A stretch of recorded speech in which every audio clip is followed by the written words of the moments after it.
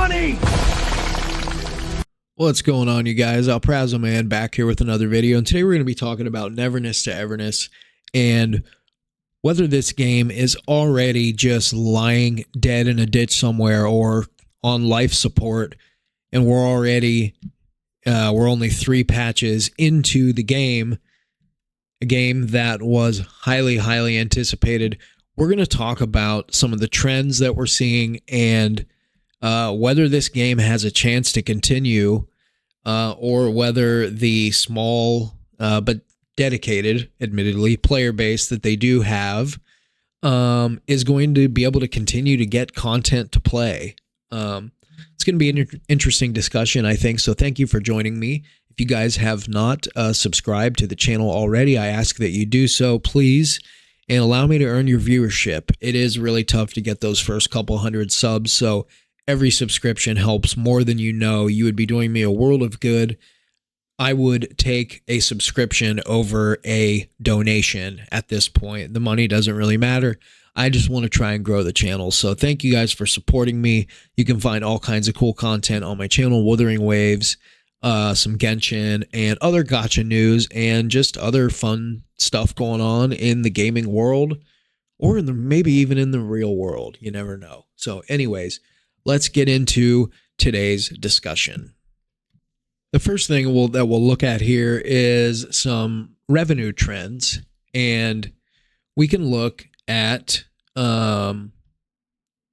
this is going to be as of August 1st, right?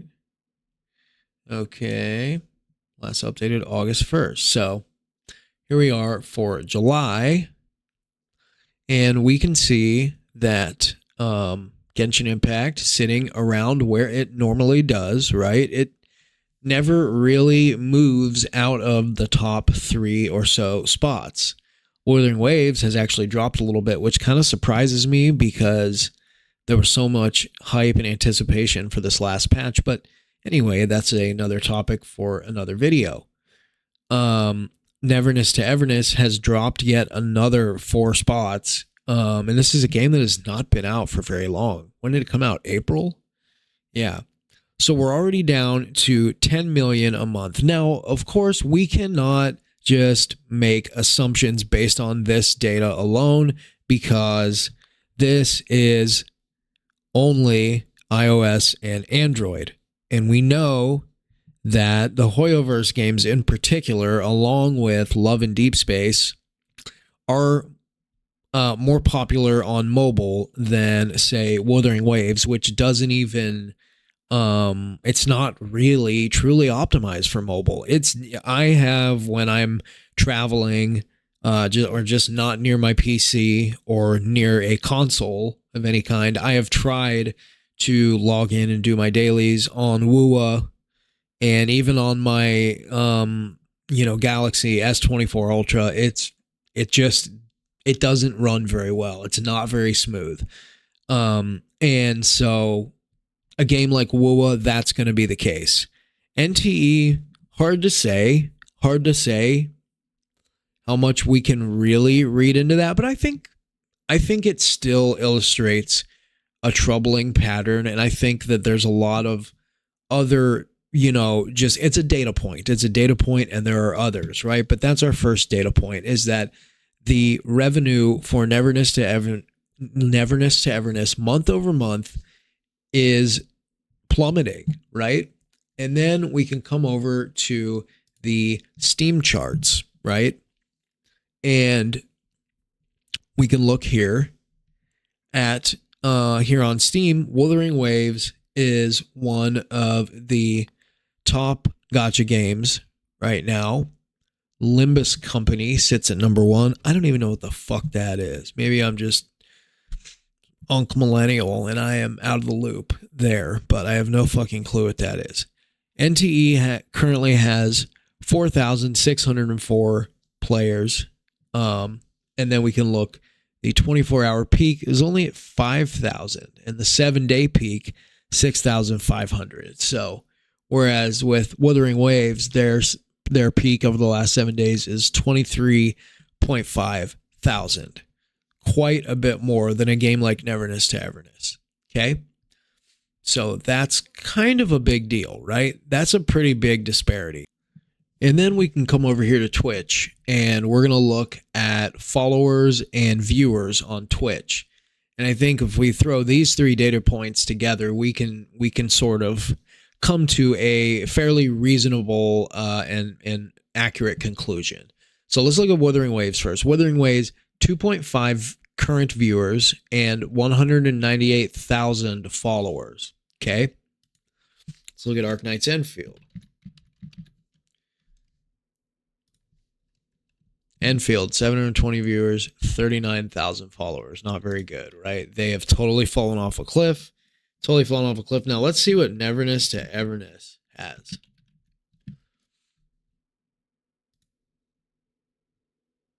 Bro, even less. 441 viewers and 38.5 thousand followers. Now, I guarantee you that number was way higher just 2 months ago, maybe even 1 month ago. I don't know. It's possible that it was about the same month ago, and I'll get into some of the reasons that I suspect as to why. Now let's look at Genshin Impact, and let's just show you this. This is just to show you how stark the contrast is.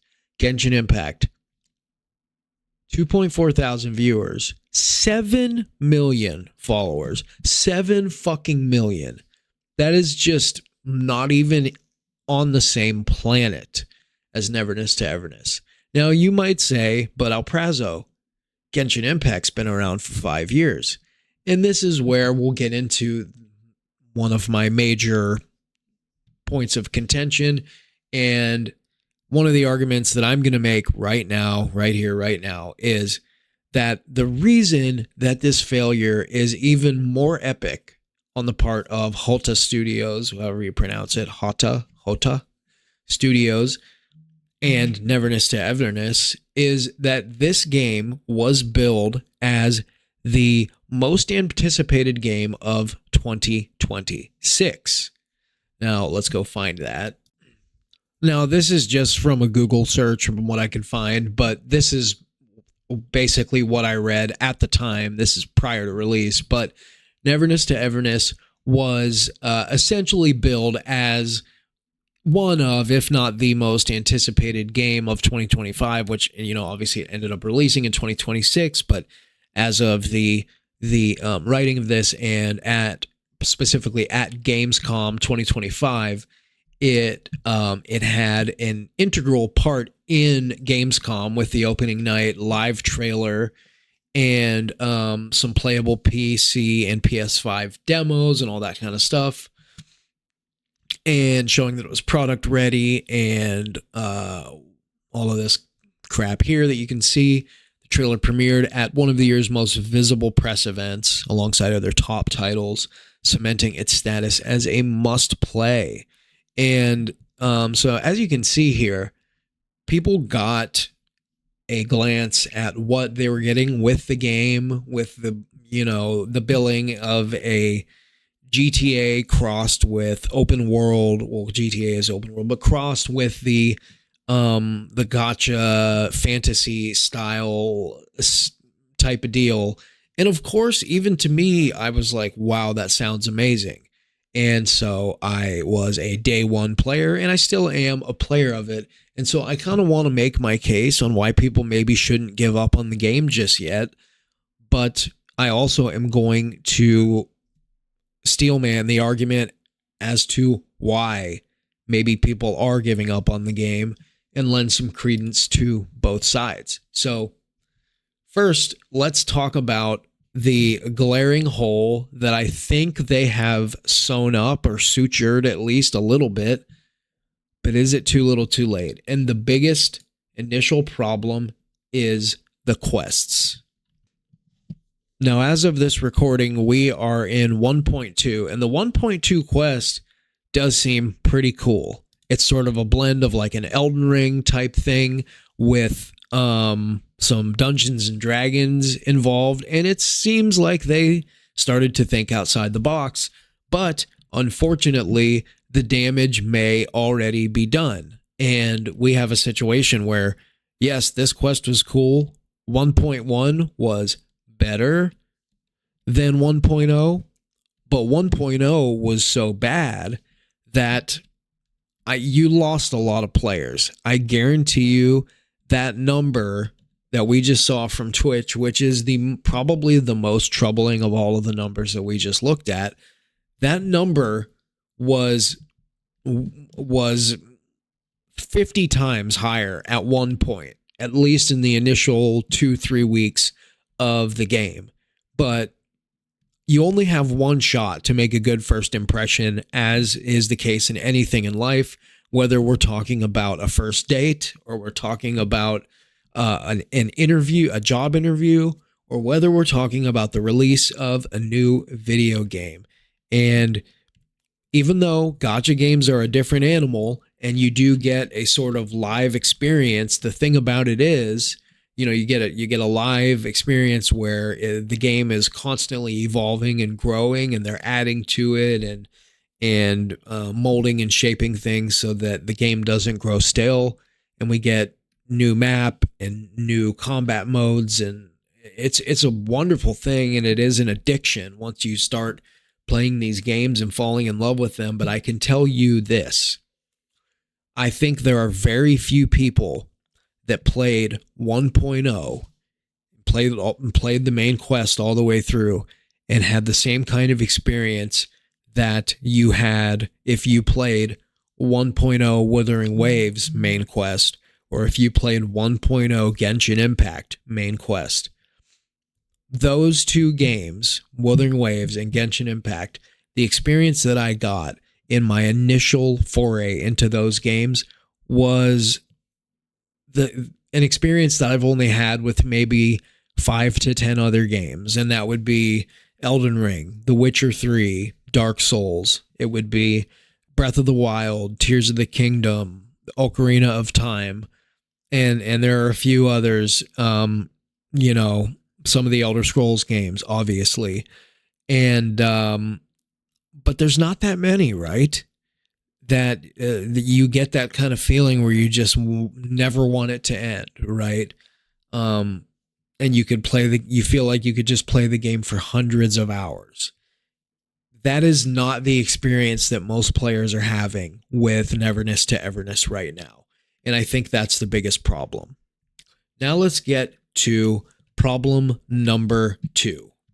The second big problem is the lack of events. So you had a golden opportunity in 1.0 where you've got a highly, highly anticipated game, a lot of players that are really, really willing to give it a shot because of character design, the generosity of the gacha system, and just all the hype surrounding. And I think a lot of people played the game because they wanted to like it so much because of the hype.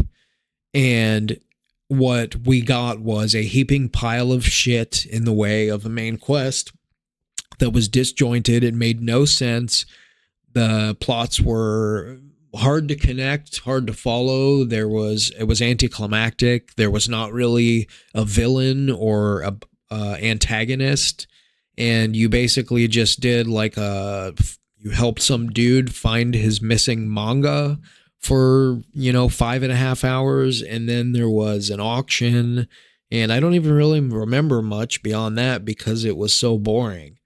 If I'm out of pocket with that assessment, let me know, but by the sheer lack of followers on Twitch or the drop off in revenue, I feel like I'm not alone in that assessment. So the what they lacked in main quest, they really, really needed to make up for it in events. And at least in 1.0, they did not do that. And on top of that, the side quests that were offered were all very boring and were basically just you run around town and find a guy, have a conversation with him, and then follow him to a thrift store and then buy a article of clothing or something and then take it to his wife and then go do a car race and then meet him at midnight 2 days later, and that's the end of the quest. So kind of stupid. you know. And so that's point number 2 in a nutshell. And if we're looking at point number 3, we've got this map that at the end of the day is not very big, and even at 1.2, not much has been added on. We got this as our 1.1 expansion, which took all of about 20 minutes to 100% the area. And the 1.2 area, while it is very cool and unique, it is still just sort of its own little realm as opposed to a proper map expansion, which is badly, badly needed.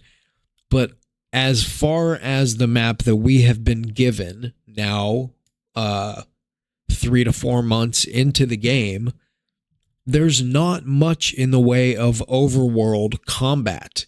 So you have these characters that you've built, and you get all excited, you get your new character, and you build them, and what happens? Well, aside from the Beyond the Rails endgame mode, there's not a whole lot to do other than do some, track some anomalies. But if you were to, if you're a Wuthering Waves player, think back to the exploration of Overworld Huanglong and just the 1.x region in general, or any region since then, with the exception of maybe Honami and a couple other areas.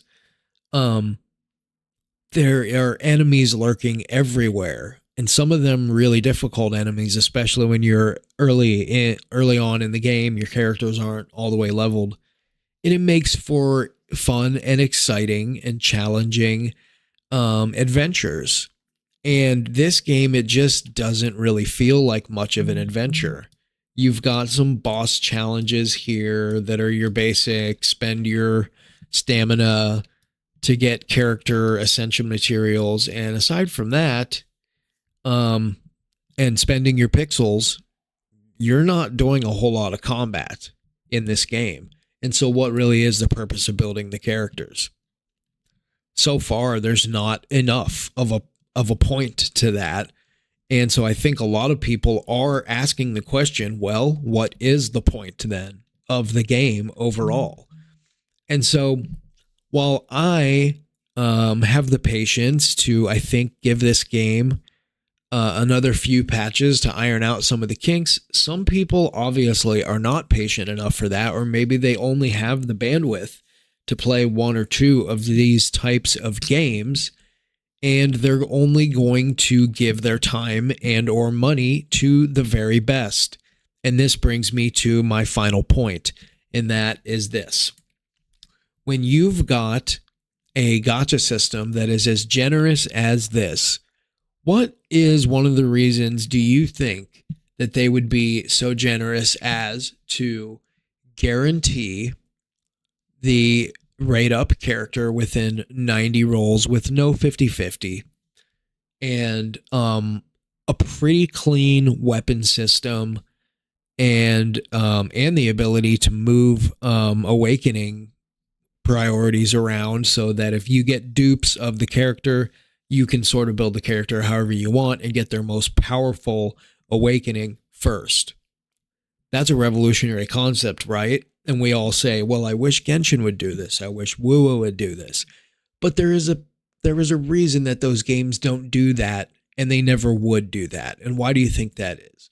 Well, it's because those games know that they are so good on their merits. Genshin Impact is a good enough game on its merits that they'll never need to do that because people will continue to come back and play the game and spend money on the game, and they will always be in the top 2 or 3 in monthly revenue, and that is because they have a quality product. The product speaks for itself, and they don't need to cut corners and give people discounts and deals because the product is the best on the market. It really is just gacha capitalism. That's what it is, folks. And I don't know if anyone's ever made the case like that, but it is true. Wuthering Waves is the best on the market, and they're the best at what they do. They're the best at combat, character design, graphics, map layout, all of the stuff, everything else. And while Wuthering Waves is quite a bit more generous in many ways than Genshin, the fact is that both of the games are the best at what they do, and they each do different things better, but my point stands. Wuthering Waves is good enough on its merits that they would never need to remove the 50-50, much as myself and many of us would love for that to happen. It will never happen because it never needs to happen in the eyes of the developers.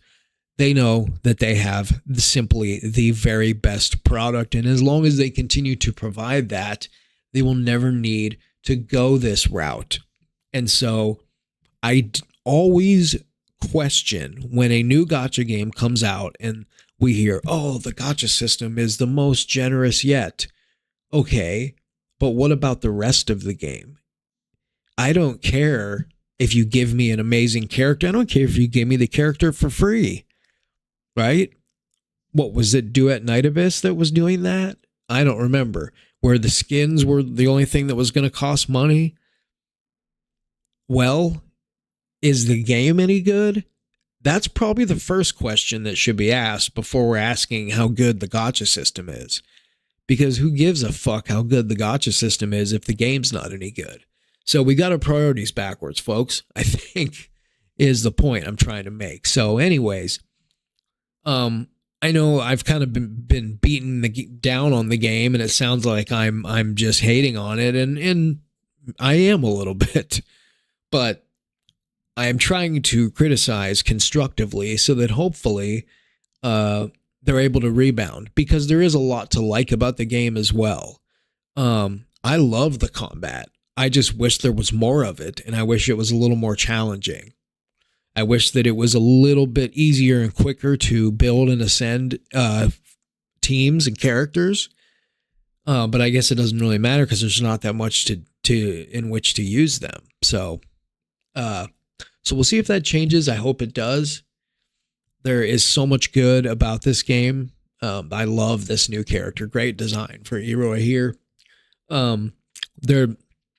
They're doing a lot well, but the things that they're not doing well are the most important things.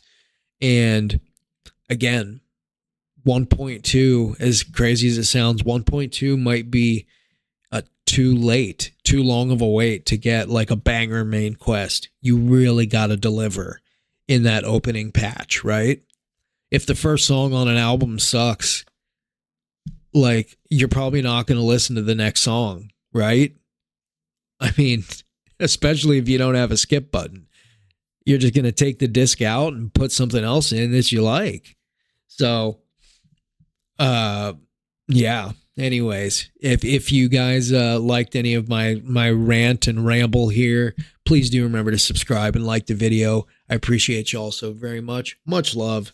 And you guys have a wonderful evening. We'll catch you on the next one. Adios for now.